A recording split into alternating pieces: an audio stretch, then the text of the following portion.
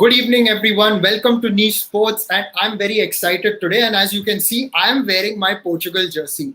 And when I wear my Portugal jersey, it means two things. One, firstly, that the World Cup is going on, or Euro. And Euros are starting today finally, and we've got Turkey versus Italy. We've waited for this for a year actually, because obviously because of the coronavirus pandemic, Euro 2020 has moved into 2021. We're still calling it Euro 2020, just like the Olympics. And also, guys, remember that this tournament is being played across different cities. It's the first time that they are trying this concept, and it's really fascinating. And joining me is my good friend Akash. Akash is a sports management professional and also works with one of the leading clubs in India. Thank you, Akash, for joining me, and welcome. And how excited are you? Thanks, Nishad, for having me here. It is indeed a very exciting moment for us football fans. It is going to be 30 without any interruptions in between, and every single day you can just look forward to watching a football game of a very good quality actually. So there's so many players to look out and so many teams to look out for. Obviously the managers as well, and it's taking place across so many beautiful locations as well.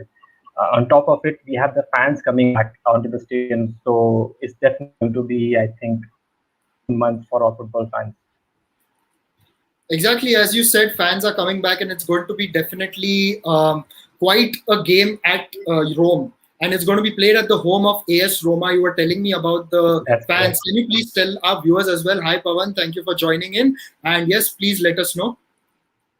Yeah, so this game is being played at the Stadio Olimpico, which is the home stadium of AS Roma, the Italian top division team. Obviously, best known for having Francesco Totti in it. Totti played for so many years for AS Roma, despite getting all the interest from the different clubs over his career. But that's a different discussion. So it's the first time the fans are being allowed into the stadium for over a year. I am assuming, I think it's 15,000 fans that they've allowed for this game. But I'm sure those 15,000 will make enough noise to pump up the players a little bit, especially during the national anthem. That is one bit where, that is one portion of the game where I am particularly looking forward to watching, because Italians are known for singing the national anthem with utmost pride, and all those social media posts are filled with sing your national anthem like the Italians do, and I'm looking forward to the Italians singing the national anthem for sure. No, you're quite right, and with the passion with which they sing the national anthem, it's really amazing. But before we move ahead, let us start with the groups at Euro 2020. Today we are starting, of course, with Group A, and we'll just have it on screen for you right now. As you can see below, it is Group A, which is Turkey, Italy, who are playing today. Tomorrow, second game, we've got Wales versus Switzerland. So this is a good group. I think in this, Italy and Wales may have the advantage over the other two. Although you cannot write off someone like a Switzerland as well. Yeah, I mean, it looks like, honestly speaking, it looks like a mini group of deaths to me. I mean, all four teams have the ability to stun or to surprise the other team, because Italy have, Italy are the favorites to qualify for from the group. They are not considered defeat, if I'm not wrong, for the past 27 games. And defensively, they're quite solid under Roberto Mancini, ex-Manchester City boss. They have seasoned defenders as well, so Italy definitely going to qualify. Turkey too, I feel they have a very good defensive unit back. They have Sergio Soyuncu, they have Mehdi Demiral, and as a unit, they play very well. They've done quite well in the Euros, although they were not favorites in the past. And as far as Wales go, who have their talisman Gareth Bale playing for them, although he might have aged a little bit, and some people might be writing him off as well, given his past season with Tottenham and Real Madrid. So he has had a bit of a struggle with his recent form. It will be interesting to see where Wales finish in this group. And as far as Switzerland are concerned, they have done decently well, I would say, in the past tournaments. And they do have some good players in the team too. Kaidan Shaqiri, they have Granit Xhaka. So overall, I would say it will be difficult to predict who will make it out of the group from Group A. But for me, I think it's Italy and Turkey. Okay, and now before we move ahead, I've got a quiz question which I will just throw it out here. Audience can answer it in the comments, and I'll give the answer at the end of the show. Uh, which legendary Turkish footballer is now working as an Uber driver in the USA? My question again, which legendary Turkish footballer is now working as an Uber driver in the USA? And just a clue for everyone, he has got the record for the fastest goal in a FIFA World Cup. Akash, I know you know the answer, but we are going to go with we're going to wait till the end. We'll just very quickly go through all the groups again, and just very quickly so that we can mainly focus on today's game. So we will start. We'll first go to Group D, which is Denmark, Finland, Belgium, Russia. I think this is again a very good group, but I think Belgium and Russia primarily the favorites. Who are yours? Definitely, Belgium. I think they are right now on the top ranked team in the or I think France, either of them. So Belgium definitely the strongest team in this group. They will definitely going to qualify. I feel Russia have a very good chance. They did well in the last Euros, and they have a very good record coming into the Euros as well. They are as a team, as a unit. As far as Denmark are concerned, they do have a decent squad this time around. It will not be enough for them to beat the likes of Belgium and Russia. Finland, I think it's the first time for the Euros after so many years. And I just saw this wonderful ad that had not an ad. It was a video that was released by the Finnish Football Association, where they had beautifully announced the squad going for the Euros. So that was quite nice. And I would urge the fans to watch the videos if they can. It's a beautiful video. Okay, then we go to Group C. It's Netherlands, Ukraine, Austria, North Macedonia. Netherlands, the clear favorites here. Definitely, Netherlands. This time, I would say under the new manager, they have done quite well in the qualifiers. They have Memphis Depay, who has been in good form this season for Lyon. Overall, I would say they are the clear favorites to qualify from the group. I would say they would be followed by one of the Ukraine or Austria. It's tough to call because either of them are able to cause upset in this group to each other.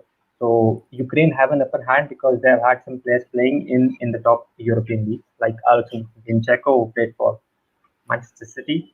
Austria too have some of those top quality players like David Alaba, who has played for Bayern Munich and recently signed for Real Madrid. So I would say Netherlands and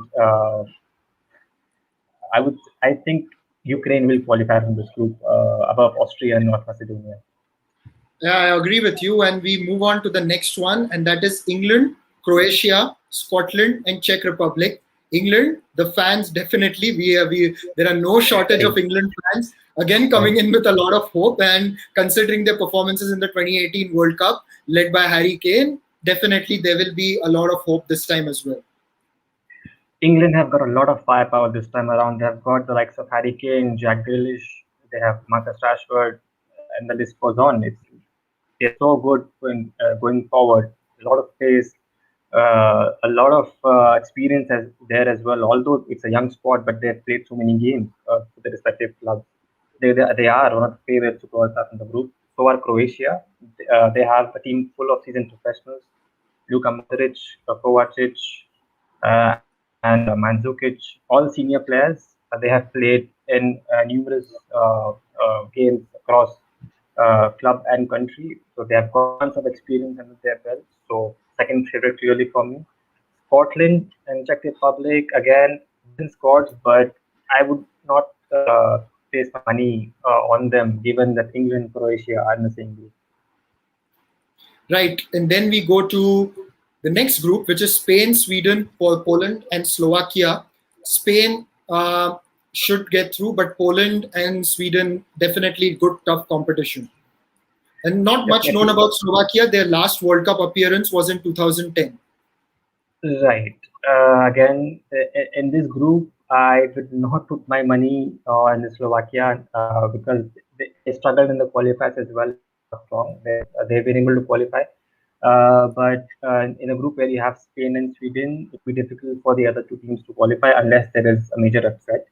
Spain coming into the Euros, and last week, if you remember, Sergio Busquets tested positive, so he had to be quarantined, and other players who were with him, they had to quarantine as well, and they had to call some of the senior members of the squad outside from the original squad that was selected for the Euros. And Sweden do not have Zlatan Ibrahimovic. That's a disappointment. I really wanted to see him at the Euros, but without him, they are a power. They are a two. And Poland have, I would say, the best striker in Europe right now. They have Robert Lewandowski, so they can cause upset on their day. So it will be between Spain and one of Sweden and Poland for sure. Right, and finally, the last group, we shared a meme on Insta and on our Instagram handle. Right. Hungary, Portugal, France, Germany. Now I'm wearing, you know what I'm wearing. You know whom I'm going to support here. You know whom I want to see qualifying in a very good way. What are Right. your thoughts? I'm biased. I think Portugal will qualify, but yeah. It's a tough one to call. Portugal, France, Germany, all very strong, uh, very experienced. Portugal, led by the talismanic Cristiano Ronaldo, they have again some. They've got some good amount of attacking players. Bruno Fernandes, they have Joao Felix, they have Bernardo Silva. A lot of firepower in there. Defensively too, they're strong. They have Ruben Diaz, who was the player of the season for Manchester City. They have Pepe in defense, so they're sorted at the back. In the midfield as well, they're quite good. France, obviously, I don't really have to say a lot of about things about France because they've got three quality players in every position, so you can imagine how good they are. Germany coming into the Euros with a decent performance in the qualifiers, so definitely they're going to be a tough team to beat, and they will cause problems to Portugal and France. I would pick, I don't know, France for sure. I think between Portugal and Germany, Portugal have that little bit of an edge. So it'll be France and Portugal for me in this group. Perfect. Now let's come to today's game. It's going to be Turkey facing Italy at Rome. Crowd coming in. A lot of hopes for the Italian team. And also, what I should tell you is that Italy had not qualified for the 2018 World Cup for the first time in 60 years. And now, here's an interesting number for you. That is in the last 27 matches under Roberto Mancini, the new manager, after the 2018 World Cup, they have remained unbeaten. And that's a phenomenal run, isn't it, Akash? It is, and Mancini is known for his defensive tactics. Well, he was the manager of Manchester City. Not only the team was good in attack, they were quite good defensively as well. So, and Italians are known to be defensively quite strong worldwide, be it the club, be it the national team, and they will be playing with very experienced centre backs as well. They will have Leonardo Bonucci, they'll have Giorgio Chiellini at centre back. They will have the likes of Jorginho in midfield, who just won a Champions League with Chelsea, so he will be bringing with confidence. And they will have a very good goalkeeper in Donnarumma, who will be starting this league, the number one choice for the goalkeeper. So they do have a very good, strong squad, and I do have a feeling that they will be the dark horses in the Euros because they don't concede easily, and it's difficult for teams to take them down. Exactly, and which is why we are going to talk about the key player who's Jorginho. He has, of course, been playing for Chelsea and is a good midfielder. Your comments on his growth as a player and what Italy can expect from him in this tournament? Jorginho came into Chelsea, was brought in Chelsea in fact by Maurizio Sarri, the former manager of Chelsea. Now, recently, he has been appointed by Lazio, if I'm not wrong. But yeah, I think for some club in Italy that he has signed him. So he's been appointed as the new manager of a club in Italy. He was brought in by Maurizio Sarri. He struggled initially given the pace and the physicality of the Premier League, but he did establish himself as a squad player under him. He's also played for Frank Lampard when he was the manager at Chelsea. He struggled to start some games, but again, he was able to sort of convince Frank Lampard that he is a squad player and he will have to be difficult. Make it difficult for the manager to drop him. So he has this unique run up to take the penalties as well. So if he do get a penalty, I'm assuming Jorginho will take it because he's a specialist. And now, And recently, yeah. yeah, as you spoke about Jorginho now, but also we were talking about the Italian defense. Now look at the numbers. They won all their 10 matches in the Euro 2020 qualifying, scored 37 goals and conceded only 4. And those are again impressive numbers. I mean, goes on to show how good defensively they have been set up at the back. They not only defend quite nicely, they have Florenzi on the right back position who makes his forwarding runs, causing problems in the final third of their own half. And not just it's not just about the centre backs. It's the player who sits in front of them, Jorginho, the player we spoke about. He is the one providing that shield in front, the holding midfield position, which is so crucial. So Jorginho obviously is key in that position. And then you have Verratti coming in, who is plays for PSG. He's a quite talented player as well. So I'm assuming he will also have a key role to play. Perfect. Now let's go over to their opposition for today, Turkey. Remember, Turkey are the youngest team in the current Euro 2020. Their average age is only 24.6, as opposed to Italy, who have got more experience. Now, this average age, 24.6, quite a very young team, one would say, under 25. It's a very young team, as you said. They have got some good defenders as well. Chagra Soyuncu, who plays for Leicester, and they have Mary Demiral, who plays for Juventus. So he is aware of the surroundings in Italy. He has played in Italy for a full season for Juventus. So he is quite equipped to handle the kind of pressure that will come at him today in the form of Belotti and other Italian attackers. Apart from that, they have forwards like Burak Yilmaz. They have Cengiz Under. So I'm sure these two players are going to cause problems for the Italian defense as well, because they have European experience under their belt and they have scored quite a few goals as well. Perfect. And now, Akash, finally, prediction for tonight. Who are you picking as your winner? It will be a tough one, but I think Italy are going to win 2-1. Italy 2-1. All right, I'll go with your prediction because I think you're the expert here compared to me. So, but anyways, thank you, Akash. This has been great. And finally, the quiz question that I asked earlier in the show: which legendary Turkish footballer is now working as an Uber driver in the USA? Answer for the audience. 1 minute. Let me just put the question up. There you go. Akash, answer. So the answer is Hakan Şükür. He was working as an Uber driver in the US after his professional career as a footballer. And it came in a surprise to me when I read it for the first time, because I was totally not expecting him to be in the USA of all the countries. But that's how it is. That's how life is. But Like there is a football, backstory. anything can happen. Yeah, but there is a backstory because he was one of the opposition members to the current president of Turkey. He had to go away. All his assets in Turkey were frozen. Exactly. Yeah, because of all that. But considering the fact he also remember he got a goal in 8 seconds. Let's round it off to 11 seconds in that fourth place match at the 2002 World Cup against South Korea. So that way his name will be in the record books always. And Definitely. It's sad, but we do wish him well. He's one name we remember from the Turkish team of 2002. Also the goalkeeper, Rüstü Rekber. Rüstü Rekber. Yeah, another goalkeeper that we remember from that team. It had got done very well and become third place in that tournament. So again, Turkish football getting into the Euros. There are lots of hopes for them as well to repeat and to build on that and do something what the team in 2002 had managed. Italy, it's again a fresh start, considering what they had been through in terms of missing out on qualification.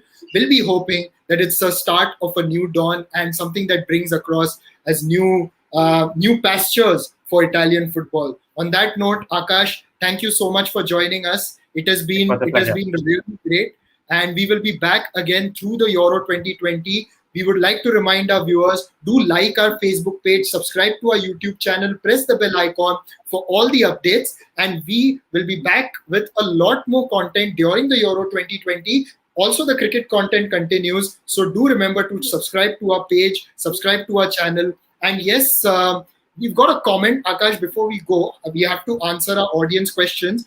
The comment that we are getting is, do you guys feel that Jorginho is underrated? Akash, I'll throw it off to you. Many people have this impression of him that since he plays for Chelsea and he plays at a position which is, is known as the Makelele position, the defensive midfielder holding position. It's one of the most difficult positions to play in, and I sometimes do feel that he is a little underrated.